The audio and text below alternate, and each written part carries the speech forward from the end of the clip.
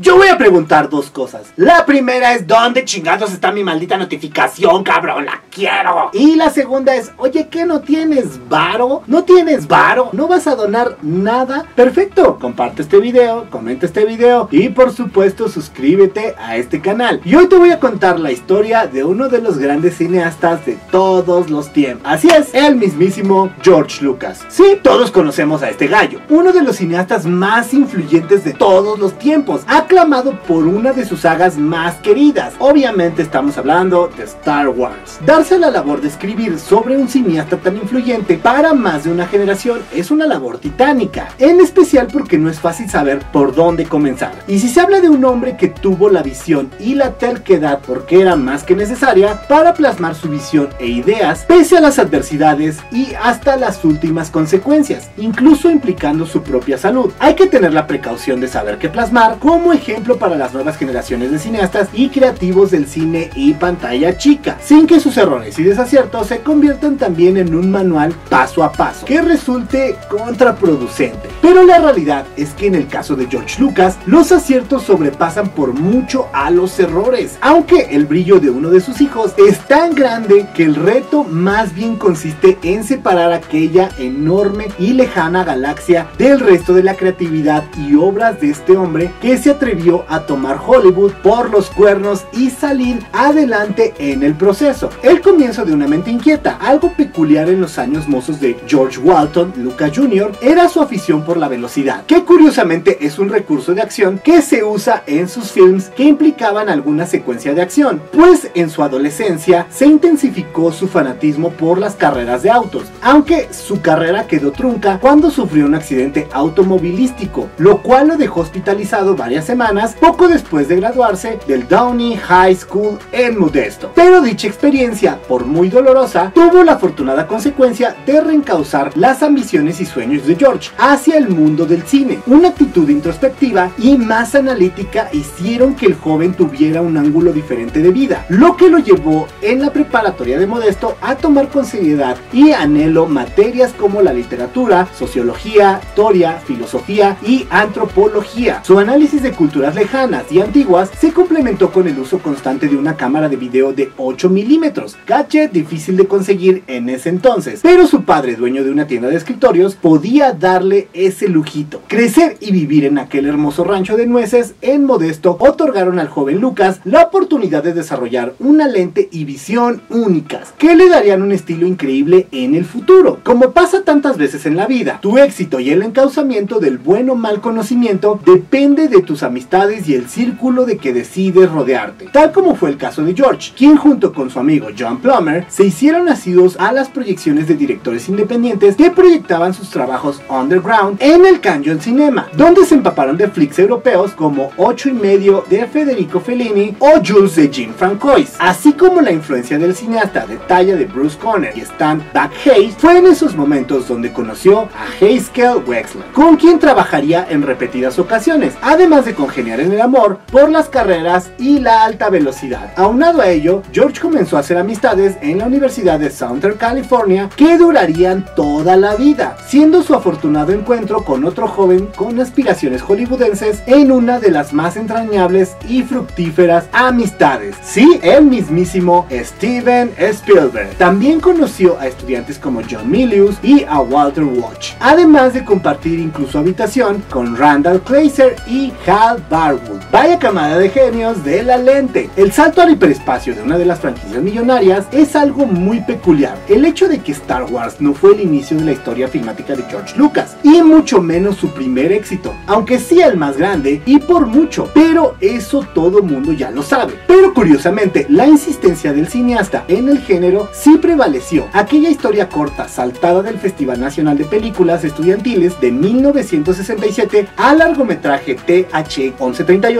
4RD en 1979 preservaría su inclinación a la ciencia ficción. Si bien el filme fue más de culto que de aceptación pública, pese a estar basado en una novela de George Orwell, inspiración que Apple misma usaría más tarde para uno de sus comerciales más emblemáticos. Fue entonces, y tras una sabia sugerencia de su colega y amigo Francis Ford Coppola, que Lucas decidió llevar los últimos vestigos del cine cruising con una historia del adiós juvenil juvenil, que reflejaría su misma vida estudiantil en los años 60. Décadas más tarde, el cineasta confesaría que en American Graffiti de 1973 plasmó varias versiones de sí mismo en diferentes personajes, reflejando su gusto por los autos, el cine, y esto es algo fascinante, la amistad. Notan este último elemento en franquicias como Star Wars, Indiana Jones y The Goonies. Trascenderemos de detallar todo el fenómeno de Star Wars en favor de otros fascinantes artículos que publicaremos esta misma semana en Spoiler Time, pero sería un insulto no incluir en esta biografía la forma en la que Lucas forjó una historia tan excepcional y luchó de forma tan aguerrida para colocarla en Hollywood y así cambiar no solo el género de la ficción para siempre, sino incluso la forma de construir un blockbuster desde cero, incluida su genialidad para comercializar y explotar de forma extraordinaria su franquicia completa, misma que sigue generando dividendos multimillonarios hasta el día de hoy. Le tomó un año, de 1973 a 1974, a George Lucas escribir el guión de su ópera especial de Star Wars, inspirándose en todo un bagaje de lo que aprendió del cine independiente e internacional. Muy poco sonadas sus raíces japonesas, con las genialidades de Akira Kurosawa, siendo más vitoreadas las influencias de Flash Gordon y Planet of the Apes, y aderezando con sus nuevas formas de hacer cine, retando lo ya escrito y yendo mucho más allá de lo que dictaban los grandes estudios. Quizá esto fue lo que lo hizo peregrinar más, o el elemento sorpresa que hizo que la 20th Century Fox accediera a un acuerdo donde canjeaban su salario como director por el 40% de las ganancias en taquilla y el 100% de la comercialización de la franquicia, aciertos que lo convertirían en uno de los cineastas más exitosos de todos los tiempos. Pero la realidad es que el éxito en este mundo siempre cobra factura, y Lucas no fue la excepción, adquiriendo diabetes a una edad temprana debido a la gran tensión por llevar Star Wars a la pantalla grande, planear el camino de secuencias y hasta participar en otras grandes franquicias como Indiana Jones y los Goonies con su hermano de vida, situación que lo llevó a un letargo creativo que lo pondría a descansar de los grandes proyectos desde el final de mediados de los 80s y hasta su regreso para la trilogía precuela Star Wars en 1999. El regreso del cineasta y el final de una era y su legado fue